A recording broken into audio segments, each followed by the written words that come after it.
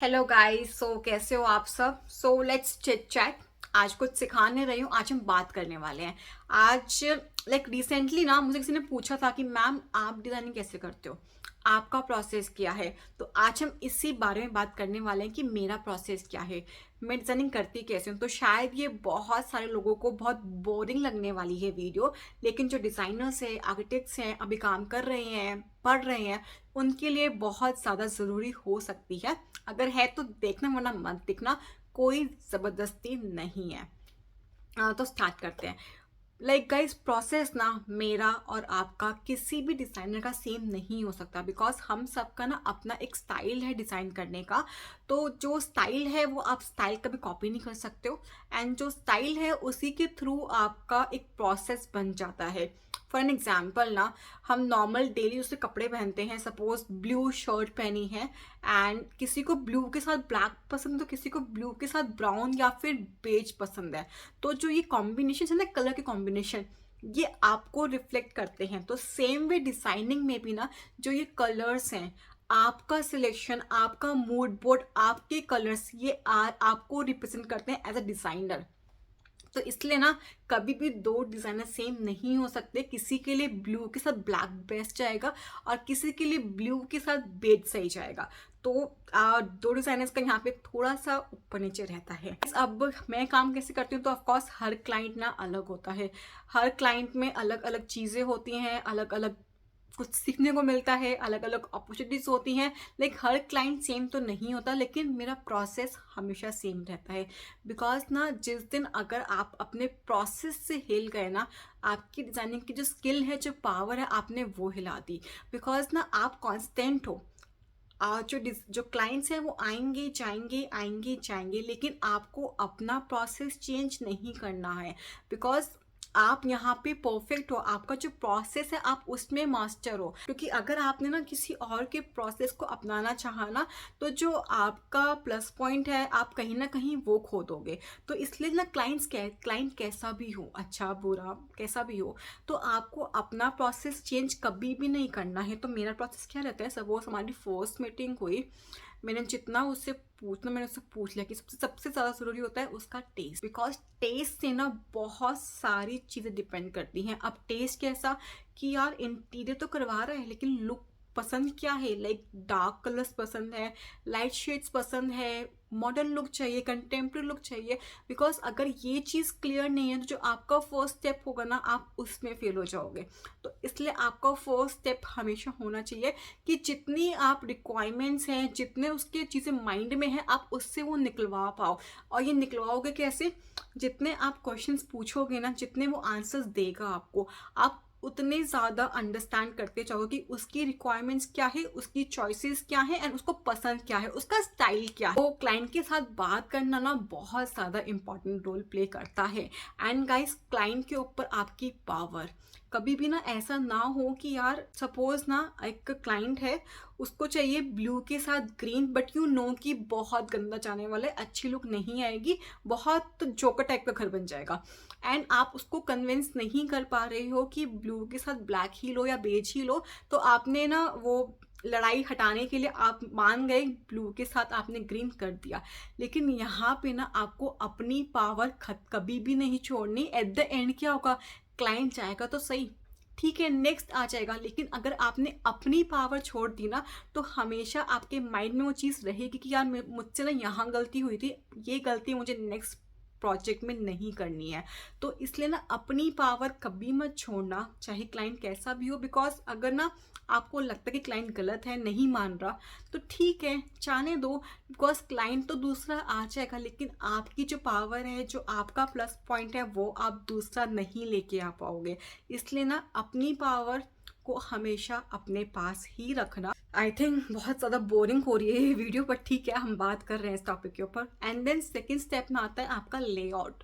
अब यार, लेआउट में ना बहुत सारी चीज़ें होती हैं। अब जितनी आपने बातें की होंगी ना, आपका लेआउट उतना ज़्यादा परफेक्ट बनेगा। बिकॉज आपकी अंडरस्टैंडिंग बहुत क्लियर है कि उसकी रिक्वायरमेंट क्या है, उसको किस रूम में क्या चाहिए। जितना क्लियर होगा, उतना क्लियर आपका लेआउट प्लान बनेगा, एंड उतनी ही जल्दी फ्रीज भी होगा।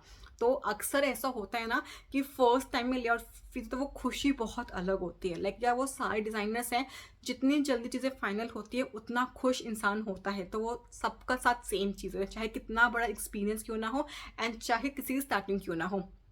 तो ये मेरे साथ भी होता है। तो अगर ना आपको अपना लेआउट फर्स्ट को या सेकंड को में फाइनल करवाना है, तो जितनी बातें करोगे ना क्लाइंट से, आपका लेआउट उतनी जल्दी फाइनल होगा, बिकॉज आपकी अंडरस्टैंडिंग क्लियर हो जाएगी, उसकी रिक्वायरमेंट्स आप उतनी जल्दी गैदर कर पाओगे। तो यहाँ पे आपका लेआउट फिनिश हो गया। अब ना आपने सवाल पूछा था स्टार्टिंग में कि आपको किस टाइप का घर चाहिए, तो आपका इंटीरियर थीम भी यहाँ क्लियर है, तो आप उसके अकॉर्डिंग भी अपना फर्नीचर प्लान कर सकते हो। आपके माइंड में एक चीज़ बिल्कुल सेट है। फर्नीचर बाद नेक्स्ट स्टेप आता है डिजाइनिंग। अब ना एक रूम को पूरा पूरा उठाओ, उसके अंदर सपोज जो एक बेडरूम है आपका फर्नीचर फाइनल है, तो फर्नीचर फाइनल है उसकी डिजाइनिंग एक साथ करो कि सीलिंग पे क्या होगा, वॉल पे क्या होगा, फ्लोर कैसा होगा, टीवी कैसा होगा, वार्डरोब कैसी होगी, ताकि ना आपकी जो डिजाइनिंग में कुछ भी चीज़ें हैं वो आप ना एक साथ ही सारी चीज़ें अलाइन हो पाए। बिकॉज कई बार क्या होता है ना, अभी साइट पे ना लेआउट फाइनल हो गया, आपने ड्राइंग भेज दी इलेक्ट्रिकल की, उसके बाद ना आपका कोई डिज़ाइनिंग में ना कहीं भी आपको लाइट का पॉइंट चाहिए जो कि साइट पे है ही नहीं। अगर आप एक साथ सारी चीज़ें प्लान करोगे ना, तो गलती के चांसेस नेक्स्ट टू इम्पॉसिबल हो जाते हैं। तो हमेशा एक रूम को उठाओ, उसको पूरा टाइम दो, उसमें जितनी चीज़ें हैं सारी एक साथ कर दो। फॉल सीलिंग हो गया, डिज़ाइनिंग हो गया, बिकॉज अगर सब कुछ फाइनल है ना, तो उसके बाद अपना इलेक्ट्रिकल प्लान करो। तो आपको जहाँ पॉइंट्स चाहिए, जितनी हाइट पे चाहिए, आपका पास सारे आंसर्स होंगे एंड अगेन गलती के चांसेस बिल्कुल ज़ीरो हो जाएंगे। बिकॉज ना जो डिज़ाइनर है वो अच्छा डिज़ाइन से नहीं बनता, वो अच्छा बनता है कि कितनी गलतियाँ कम हो रही हैं।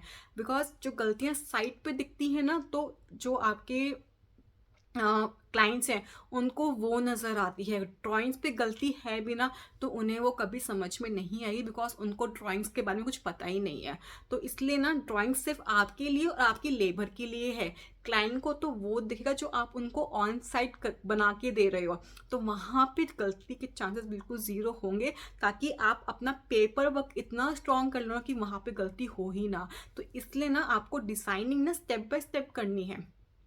लेआउट फाइनल हो गया, उसके बाद अपने पूरे रूम पे ना एक साथ वर्क करो कि सीलिंग पे क्या होगा, वॉल पे क्या होगा, आपकी साइड टेबल्स कैसी होंगी, बेड कैसे होंगे, वार्डरोब कैसी होगी। अब इसके साथ साथ जो कलर कॉम्बिनेशन है ना, आप वो भी साथ में डिसाइड कर सकते हो, तो आपकी जो कंफ्यूजन है वो दूर होती चली जाएगी।